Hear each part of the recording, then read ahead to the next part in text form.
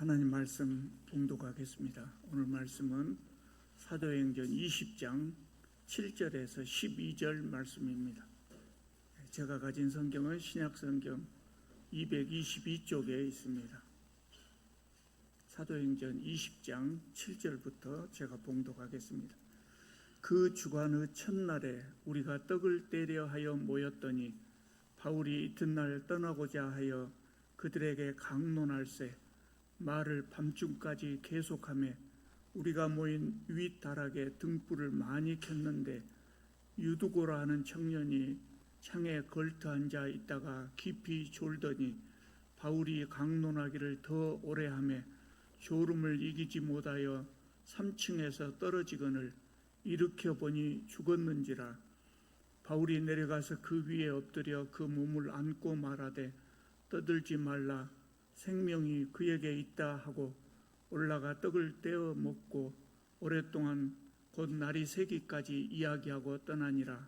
사람들이 살아난 청년을 데리고 가서 적지 않게 위로를 받았더라. 아멘. 오늘 또 계속해서 사도 바울의 3차 선교 여행에 대해서 말씀드리겠습니다. 지난 주일에는 사도 바울이 에베소에서 2년 동안 선교 활동을 했다는 것을 말씀드렸습니다.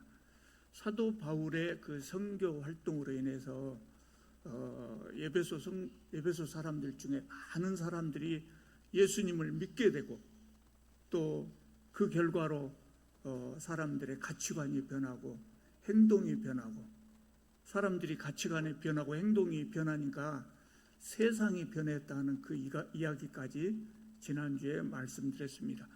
오늘은 20장 1절부터 이제 시작합니다. 아까 너무 길어서 7절부터 봉독했습니다마는 20장 1절부터 이야기를 하겠습니다. 이제 사도 바울은 제자들하고 작별하고 에베소를 떠납니다.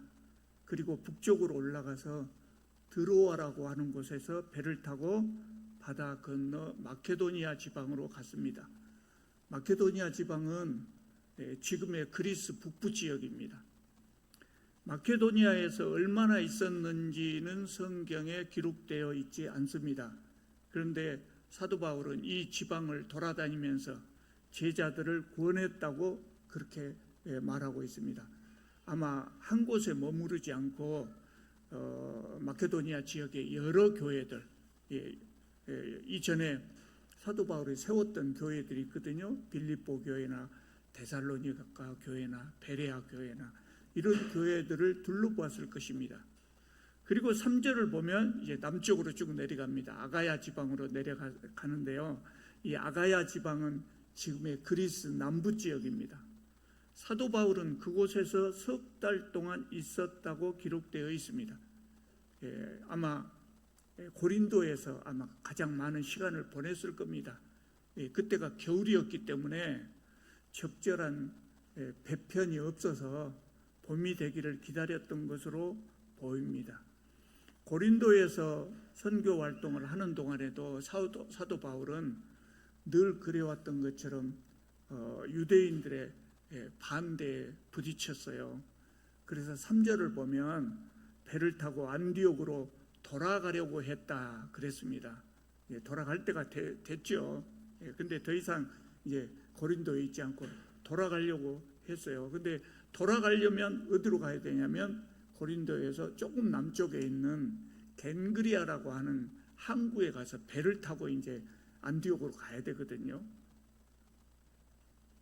그런데 유대인들이 사도 바울을 해치려고 모의하고 있다 하는 소식을 듣고 육로를 통해서 다시 왔던 길을 되돌아서 마케도니아 지역으로 돌아갔다 그랬어요. 왜 그랬냐면 아까 말씀드린 대로 고린도에서 안디옥을 가려면 조금 아래에 있는 항구 겐그리아를 그리 가야 되거든요. 거기서 배를 타야 되는데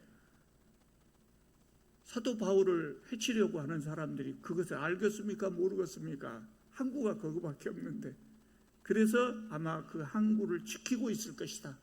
그것을 뻔하게 알 수 있기 때문에 사도 바울이 오던 길로 돌아서 육로로 마케도니아 지역으로 돌아간 겁니다. 이 여행에 대해서 1절부터 4절까지 간단하게 소개하고 있어요.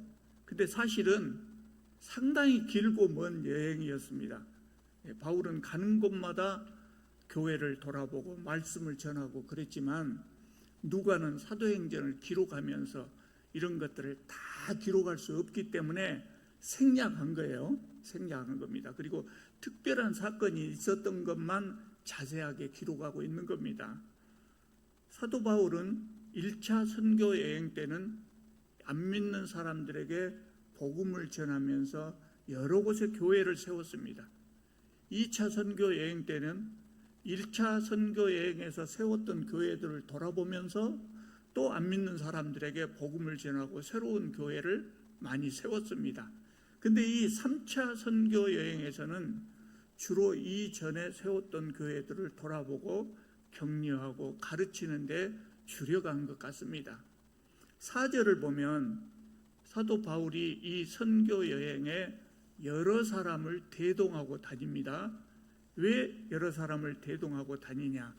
그 이유는 나와 있지 않지만 고린도후서 8장 9장을 보면 이 지역 사람들이 예루살렘 교회의 가난한 성도들을 위해서 헌금을, 많은 연보를 모아주었다, 그런 기사가 나와요. 그래서 많은 돈을 운반하려고 하니 도둑들이 무서워서 그랬을 수도 있고, 더 중요한 이유는 뭐냐면 바울이 그들이 거둔 연보를 그들의 손으로 직접 전달하게 하기 위해서 이들을 대동한 것으로 보입니다. 아주 지혜로운 생각이죠. 자기가 낸 돈을 자기가 직접 전달한다, 그 의미가 있잖아요. 또 헌금을 했는데 사도 바울이 요새 같으면 선교사, 목사 역할을 했는데 많은 돈을 받아갖고 자기가 들고 가서 전했다, 이렇게 되면 오해를 살 수도 있어요. 그래서 이 사람들을 대동하고 갔던 것으로 보입니다.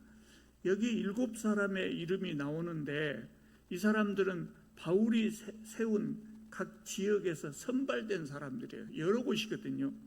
베레아 사람도 있고 데살로니가 사람도 있고 더베, 루스드라 사람들도 있고 이렇게 여러 곳에서 선발한 사람들로 함께 대동을 했다 그랬어요. 이것은 바울이 선교지에서 일꾼들을 키워가지고 동역자로 삼고 있다고 하는 것을 보여줍니다.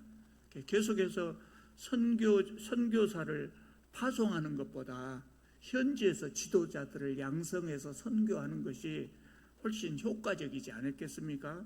지금도 선교 방법은 그것이 가장 좋다고 생각하거든요. 그래서 이런 방법을 사용한 겁니다. 바울은 굉장히 바쁘게 선교 여행을 했을 거예요. 다른 사람들보다 더 바쁜 선교 여행을 다녔을 거예요. 왜냐하면 바울은 천막 짓는 일을 하면서 자기 생활비를 벌었잖아요. 그 천막 일도 해야 되고 교회도 돌아보고 복음도 전하고 또 여기 고린도에 3개월 있는 동안에 로마서를 기록했다 그랬어요. 성경도 기록하고 바울이 얼마나 열심히 일했는가를 우리는 알 수 있습니다. 오늘 지금 제가 짧게 말씀드린 과정에도 여러 지명들이 나와가지고 머리가 좀 혼란스럽지요. 잊어버려도 괜찮습니다. 그런 것을 잊어버려도 괜찮아요. 간단하게 말씀드리자면 지금의 튀르키예, 여기를 튀르키예 지역이라고 하는 것이 좀 적합하지 않아요. 지금은 튀르키예지만, 왜냐하면 튀르키예 사람들은 그로부터 1000년 후에 이 땅을 점령해 갖고 나라를 세웠거든요. 이 지역이 이제 아나톨리아 반도라 그래요. 튀르키예가 나라가 있는 거기가 아나톨리아 반도 서북 쪽에 드로아에서 출발해 가지고 바다 건너 마케도니아라고 하고 또 남쪽 마케도니아 그리스 남쪽으로 가서 고린도 교회에 갔다가 다시 지금 이 길을 거꾸로 돌아옵니다. 그래서 어디로 왔냐면 드로아에 왔습니다. 이제 오늘 여기에서 있었던 일을 주로 말씀드리려고 합니다. 6절을 보면 사도 바울이 드로아에서 7일 동안 머물렀다 그랬어요. 그리고 그 주간 첫날에 성도들이 모였다 그랬어요. 여러분, 한 주일의 첫날이 무슨 요일입니까? 우리 보통 월요일로 많이 생각하거든요. 월화수목금토일이니까 월요일로 생각하는데 지금 우리 달력에도 일요일이 한 주간의 첫째 날입니다. 그러니까 그 주간 첫날에 성도들이 모였다. 그 말은 일요일에 모였다는 거예요. 주일에 모인 거예요. 본래 유대인들은 안식일이 토요일이잖아요. 토요일 날 예배를 드리고 그랬단 말이에요. 그래서 초대 교인들도 유대교회 전통에 따라서 토요일 날 모여서 예배를 드렸어요. 그러다가 예수께서 일요일에 부활을 하셨기 때문에 이 일요일을 주님의 날로, 그래서 주일이라고 하는 거예요. 주님의 날로 지키기 시작했어요. 그러니까 유대인의 안식일은 처음에는 유대인의 안식일은 토요일에 예배를 드리고 그 다음날 일요일에는 주님의 날이니까 또 예배를 드리고 그랬던 것이죠. 그러다가 기독교인들이 유대교로부터 출교를 당해요. 출교를 당하면서 안식일에 대한 중요성이 차차 식어지기 시작했어요. 더군다나 이방인들은 안식일을 모르잖아요. 이방인들에게는 주님의 날, 일요일이 최고거든요. 그래서 시간이 이렇게 지나면서 주일이 안식일의 의미까지 포함하는 새로운 성일이 된 것입니다. 사도 바울은 주일날 다음날 출발해야 된다 그랬어요. 다음날 출발해야 되기 때문에 주일날 모여가지고 밤늦게까지 말씀을 강론했다 그랬어요. 들어와 성도들은 이제 바울이 떠나면 언제 다시 바울의 강론을 들을지 알 수가 없어요. 알 수 없어요. 언제 올지 모른단 말이에요. 그래서 밤늦은 시간까지 열심히 사도 바울의 강론을 듣고 있었던 겁니다. 초대교인들은 말씀을 배우는 것에 굉장히 열심이었던 것 같아요. 이들은 좋은 지도자들을 만났을 때, 좋은 설교자를 만났을 때 한마디라도 더 열심히 배우려고 했던 것 같아요. 당시 성도들은 이런 열정이 있었단 말이죠. 중국이 개방됐을 때 우리 선교사들이 많이 들어가셨거든요. 근데 그 선교사님들 말 들어보면 중국에 지하교회가 있었을 거 아니에요. 교회가 있었단 말이에요. 그 전에도. 중국 교회를 방문해 보면 성도들이 계속 붙들고 한마디라도 더 해주라고, 한마디라도 더 해주라고 그래가지고 아주 말씀을 전하는 시간이 길어진다고 그래요. 초대교회는 더 그랬겠죠. 왜 더 그랬겠습니까? 그때는 성경이 귀했단 말이에요. 보통 사람들은 성경을 평생 한 번도 못 본 사람도 있었을 거예요. 성경도 귀하고 또 신앙서적이 있었을 것입니까? 없을 것입니까? 신앙서적도 없었을 것이고 유일하게 말씀을 듣는 기회가 뭐냐면 사도들이나 설교자들을 만났을 때뿐이다 말이에요. 사도도 자주 만날 수 없잖아요. 그래서 사람들은 하나님의 말씀을 듣는데 굉장히 열정적이에요. 지금 어떻습니까? 지금 여러분 하나님 말씀 듣는데 열심히 듣습니까? 안 듣습니까? 예배 시간만 열심히 듣죠. 지금부터 100여 년 전에 복음이 우리 땅에 들어왔던 선교 초기예요. 그때는 정말 성도들이 아까 말한 그 중국 사람들처럼 굉장히 열심히 성경 공부를 했다 그래요.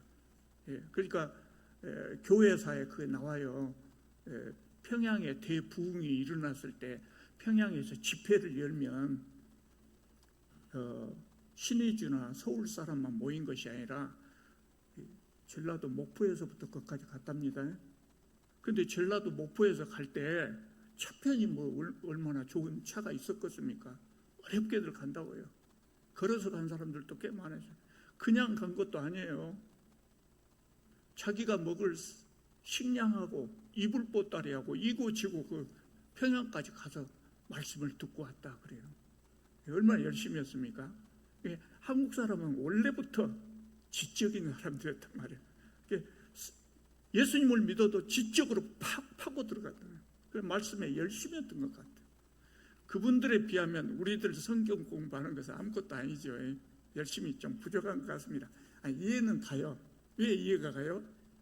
인터넷을 통해서 언제라도 좋은 설교를 들을 수 있기 때문에 굳이 오늘로 갈 필요가 없다 이거예요. 또 서점에 가면 얼마든지 좋은 신앙 서적들이 많이 있어요. 얼마든지 구할 수 있어요. 그래서 말씀을 배우는데 조급해하지 않는 것 같습니다. 그러나 여러분, 성경 말씀 열심히 공부해야 됩니다. 우리에게 신앙의 위기가 올 때도 있어요. 근데 신앙의 위기가 왔을 때 우리를 지켜주는 것이 뭐겠어요? 말씀의 능력이 우리 안에 있는 말씀이거든요. 이 신앙의 위기가 왔는데 그때서 이제 성경 떠들어보고 창세기부터 볼 수 없잖아요. 평소에 공부를 해놔야 된단 말이에요. 여러분, 우리가 정말 성경 공부를 열심히 공부해야 될 이유가 뭐냐면, 제가 나이가 조금 들었어요. 연식이 좀 찼습니다. 그래서 제가 신앙생활 한 것을 돌아보니까 성경은 우리 인생의 매누얼이다, 이런 생각이 들었어요. 여러분, 옛날에 제가 어렸을 때는 전자제품이든 뭐든 만들어 놓으면 간단한 기능이 간단하다고요. 매누얼이 필요 없어요. 근데 지금은 자동차도 그러고 전자제품도 그러고 기능이 무지 많습니다. 다 사용하지도 못합니다. 그 기능이 있는지도 모르고 넘어갈 때가 많습니다. 그래서 우리가 뭘 열심히 봐야 되겠어요? 요 제품을 잘 사용하려면 매뉴얼을 자주 읽어봐야 돼요. 사람은 누가 만들었습니까? 하나님이 만드셨습니다. 그래서 인생의 매뉴얼을 하나님이 만드셔야 돼요. 그 하나님께서 만들어서 우리에게 주신 매뉴얼이 바로 성경 말씀이에요. 우리가 인생을 의미 있게 행복하게 잘 살 수 있는 방법이가 들었단 말이에요. 그러니까 우리가 이것을 잘 읽어봐야 우리 인생을 풍성하게 항상 기쁘고 평안한 그런 삶을 살 수 있는 겁니다. 성경은 진짜 우리 인생의 매뉴얼입니다. 그뿐만 아닙니다. 성경은 또 내비게이션 역할도 해요. 여러분, 우리의 신앙의 목표가 무엇입니까? 우리의 신앙의 최종 목표가 뭡니까? 하늘나라에 가는 거예요. 그러니까 우리 인생이라고 하는 것은 구원의 여정이란 말이에요. 구원의 길을 가는 거예요. 똑바로 가야 되겠죠. 잘못해갖고 새갖고 뭐 이상한 데로 간 사람들도 있잖아요. 이만희를 찾아간 사람도 있고 문선명이 찾아간 사람도 있고 세월 낭비하면서 그렇게 사는 사람도 있어요. 우리는 목적지를 정하고 똑바로 가려면, 실수 안 하고 가려면 누구 말을 잘 들어야 됩니까? 내비게이션에서 말하는 그 여자 목소리, 여자 말을 잘 들어야 돼요. 남자들이 늘 하는 말이, 농담으로 하는 말이, 남자들은 두 여자의 말을 잘 들어야 된다. 하나는 아내고, 하나는 아내고, 하나는 내비게이션. 내비게이션을 잘 봐야 우리가 목적지로 갈 것 아닙니까? 구원의 여정을 안내해주는 내비게이션이 뭐예요? 하나님 말씀, 성경이다, 그 말입니다. 그래서 우리가 성경 말씀을 열심히 읽어야 돼요.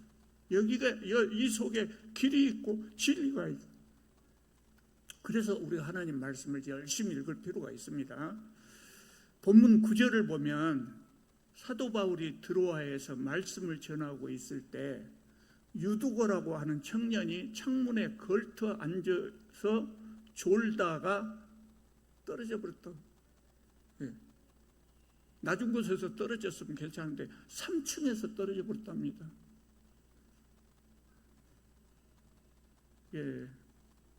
이해가 가요. 졸다가 떨어졌다고 하는 것이 이해가 가요. 설교 시간에 졸면 됩니까? 안 됩니까? 졸음이 온데 어찌겠습니까? 그냥 졸음이 오면 주무셔야죠.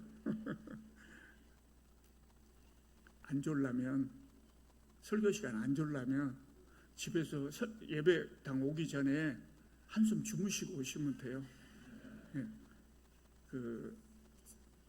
예배를 잘 드리려고 하는데, 설교를 잘 들으려고 하는데 자꾸 졸음이 온다 그러면 그것이 가장 좋은 방법이에요. 근데 이분들은 조는 것이 이해가 가요. 왜 이해가 가냐? 그날이 무슨 요일이라고 했어요? 일요일이라고 그랬어요. 일요일 날 드로아 사람들이 직장에 가서 쉬었습니까? 안 쉬었습니까? 그날 드로아 사람들이 직장에 가서 직장에 말이 좀 이상하네. 직장에 출근을 했겠습니까? 안 했겠습니까? 출근하죠. 일요일에 쉬는 것은 직장에서 일요일에 쉬어주는 것은 얼마 되지 않았어요, 여러분. 당연히 쉬고 토요일도 쉬니까 당연히 일요일은 쉬었을 거다. 그런데 이 들어와 사람들은 그때 일요일을 쉬어주질 않았어요. 일터에서 열심히 일하고, 그때 일이라고 하는 것이 주로 노동 아니에요. 우리 육체적인 일이잖아요. 얼마나 피곤했겠어요. 그 밤늦게까지 강론을 듣다 보니까 졸리기도 아마 했을 거예요. 그 떨어져서 죽어버렸어요. 근데 유두고는 왜 하필 3층에 올라갔을까요? 별로 중요한 이야기 같지 않은데 8절을 보면 뭐라겠냐면 우리가 모인 윗다락에 등불을 많이 켰는데, 별로 중요하지 않은 것 같은 말씀을 사족처럼 그렇게 기록해 놓고 있어요. 여러분, 성경은요 아주 세밀한 편집 과정을 거쳐서 만들어진 책이에요. 그래서 성경 안에는 필요 없는 문구가 아마 거의 없어요. 거의 없어요. 아마 하나도 없는지도 모르겠어요. 이 8절의 말씀도 사족과 같은 말씀이지만 중요한 의미가 있어요. 8절이 유두고가 3층 창문에 걸터 앉아야만 했던 이유를 설명하고 있다고요. 그 이유가 뭐겠습니까? 그 시대의 등불은 기름을 태우는 것이잖아요. 기름을 태우는 거단 말이에요. 근데 사람들이 많이 모였을 것 아니에요. 그래서 8절에 보면 등불을 많이 켰다 그랬어요. 등불을 많이 켜놓으면 어쩝니까? 여러분, 호롱불을 경험하지 못하신 분들이 뭔 말인지 모를 거예요. 등불을 많이 켜놓으면 조그만 호롱불이지만 열이 나와요. 열이 많이 켜놓으면 또 산소도 많이 태워버리잖아요. 그러니까 방안이 덥고 답답했을 거예요. 그 시대에 등잔에 올리브유나 동물성 기름을 많이 태웠다고 하는데, 가난한 사람들은 동물성 기름을 많이 썼답니다. 근데 동물성 기름을 태우면 역한 냄새까지 났을 거예요. 그래서 유두과가 신선한 공기를 마시려고 창가에 걸터 앉아 있었던 것으로 보여요. 사람들이 유두고를 일으켜 보니까 이미 죽어 있습니다. 이게 소란스럽게 되어버렸겠죠. 웅성거리고 막 시끄럽고 우는 사람도 있고 그랬을 겁니다. 말씀에 대한 관심이 사라져 버렸어요. 그 10절을 읽어보면 이렇게 되어 있습니다. 10절입니다. 바울이 내려가서 그 위에 엎드려 그 몸을 안고 말하되 떠들지 말라, 생명이 그에게 있다 하고 올라가 떡을 떼어 먹고 오랫동안 곧 날이 새기까지 이야기하고 떠나니라 그랬어요. 사도 바울이 생명이 그에게 있다 이렇게 말한 것은 아직 안 죽었단 말이 아닙니다. 안 죽었단 말이 아니라 죽은 유두고가 사라졌다는 의미예요. 사라졌다는 의미. 바울이 소란스러운 현장에 가서 유두고를 살렸습니다. 죽은 사람을 살렸다. 얼마나 드라마틱합니까? 극적인 장면 아닙니까? 그런데 누가는 이 부분을 기록하면서 아무 일이 아닌 것처럼, 아무 일도 아닌 것처럼 담담하게 소개하고 있어요. 살리기 위해서 간절히 기도했다든가 막 몸을 주물르고 막 그랬다, 이런 말이 없어요. 마치 이 구절을 읽어보면 마치 사도 바울이 죽은 사람을 살리는 것쯤은 그렇게 대수로운 일이 아니다 이렇게 말하는 것처럼 보여요. 실제로 누가는 그런 의도로 이 글을 쓴 것처럼 보입니다. 우리는 이 기사를 읽을 때 누가가 이 기사를 기록한 의도를 정확하게 깨닫지 못해요. 왜냐하면 우리는 이미 사도 바울은 베드로 못지않게 훌륭한 사도라고 하는 것을 다 잘 알고 있어요.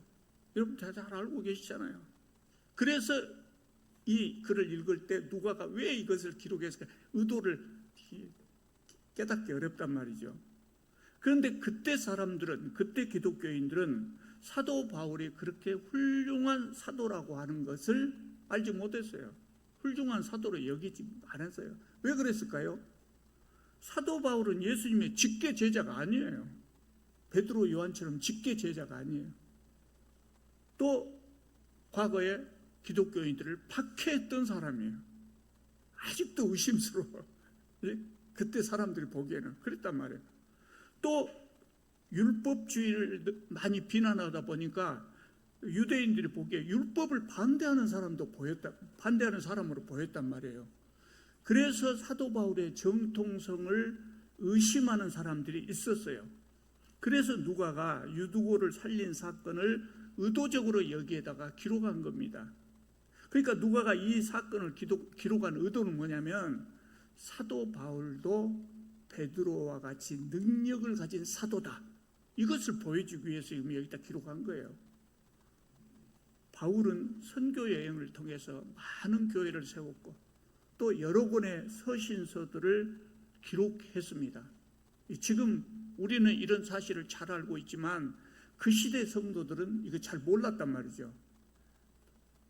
그때까지 여전히 교회의 기둥 역할을 하는 사람은 누구냐? 베드로와 요한이었고 예수님의 동생 야고보였어요. 그때까지 바울은 주변 인물이었어요. 주변 인물.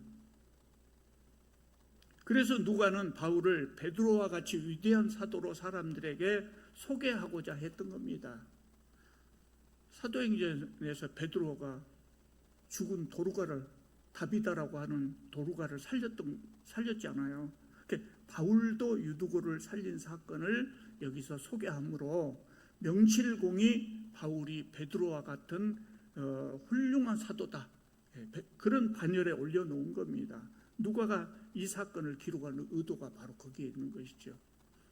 11절을 보면 유두고를 살린 후에 사도 바울은 아무 일도 없었다는 듯이 함께 떡을 먹고 날이 새기까지 이야기하다 떠났다, 그렇게 말하고 있습니다. 바울의 열정이 참 대단하지 않습니까? 일하면서 복음 전하고 밤을 새워서 강론하고 이런 열정이 있었기 때문에 바울은 복음을 세상 끝까지 전파시킨 것이죠. 12절을 보면 이 사건으로 인하여 드로아 사람들이 많은 위로를 받았다 그랬어요. 누가는 이 사건으로 인해서 드로아 사람들이 받은 감동을 이렇게 짧게 기록하고 있지만 사실 죽은 사람이 살아났는데 어떻게 아무 일 없었던 것처럼 그럴 수 있었겠습니까? 누가가 다 기록하지는 않았지만, 그래서 드로아 사람들에게 이 사건은 엄청난 사건이었을 거예요. 큰 감동이 있었을 것이고, 그래서 두고두고 이 사건에 대해서 반복해서 이야기했을 것입니다. 그래서 그날 그 자리에 있었던 사람들은 누가 말하지 않아도 복음의 산 증인이 되었을 것입니다. 자, 오늘 말씀을 요약해 보면요, 요약이 아니라 다시 살펴보면 사도 바울의 모습이 굉장히 인상적이에요. 선교 여행으로 아주 피곤함에도 불구하고 밤을 새워서 말씀을 전하는 이 사도 바울의 모습이 인상적이고, 또 드로아 성도들의 모습도 인상적입니다. 낮 동안 직장일로 인해서 피곤했음에도 불구하고 밤늦게까지 열심히 배우는 그 성도들의 모습이 매우 인상적으로 보입니다. 우리도 하나님의 말씀을 공부하는데 더욱더 열심을 낼 수 있기를 바랍니다. 기도드리겠습니다.